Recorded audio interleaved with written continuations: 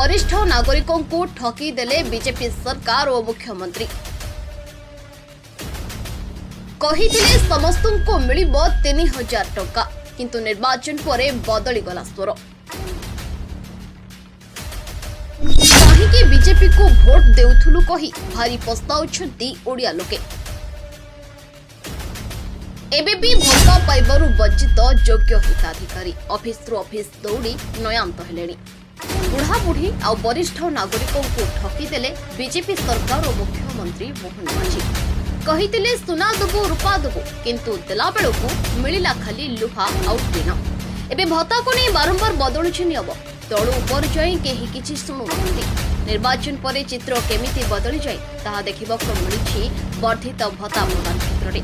जहाको नहीं वर्धित भत्ता पाइबार वंचित योग्य हिताधिकारी ए ऑफिस से ऑफिस दौड़ी दौड़ी नयांत होइछंती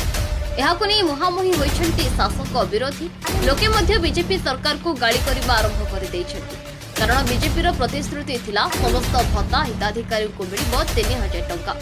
किंतु निर्वाचन परे बदली गला सरकार सुर 80 वर्ष बयसर ऊर्ध्व और 80% अधिक दिव्यांग हिताधिकारी को 3500 टंका भत्ता देवाक घोषणा करथिले सरकार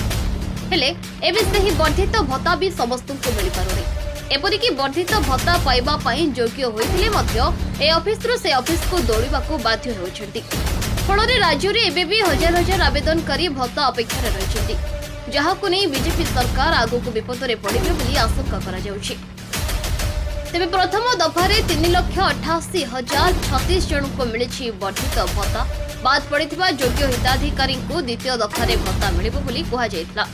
हेले परे प्रति जिल्लारो सर्वाधिक 200 जन को वर्धित भत्ता दिया जाय पारिबो बोली कहिलेनि सरकार